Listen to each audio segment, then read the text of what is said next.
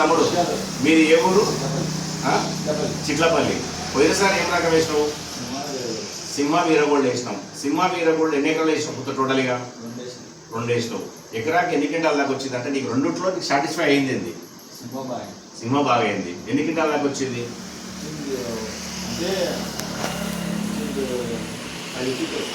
10. అంతకుముందుకు ఈ వెరైటీస్ వేసినాక నీకు సాటిస్ఫై అయిందా కాదా? అంటే నేనేమంటానంటే ఇప్పుడు మీరు పండించేటోళ్ళు మీరు మీ నుంచి మనం ఏంటంటే ఇంకా మనం దాని మీద సపోర్ట్ చేయాలని ఉద్దేశం మనకు. వీరగోల్డ్ చిన్నగా ఉంటుంది, అంటే జర చిన్నగా ఉంటుంది, కాకపోతే తూకం ఎక్కువ వస్తుంది. అదేమో బిగ్ బోల్ సైజు జర్ర, అంటే పెద్ద తేడా ఏమి ఉండదు. క్రాప్ హైట్ వీట్ ఎవ్రీథింగ్ పక్కన బోర్డు లాగా ఉంటుంది. నేను అదే విత్తనాలు ఎక్కువ ఉంటాయి, అదే విత్తనాలు ఇప్పుడు మనకి ఇప్పుడు కాకపోతే కొంచెం తీయడం జరిగిందంటే కూర ఏమనుకుంటారు, అరే ఏమో ఈజీ అనుకుంటారు. అట్లాగే ఓకేరా. అదే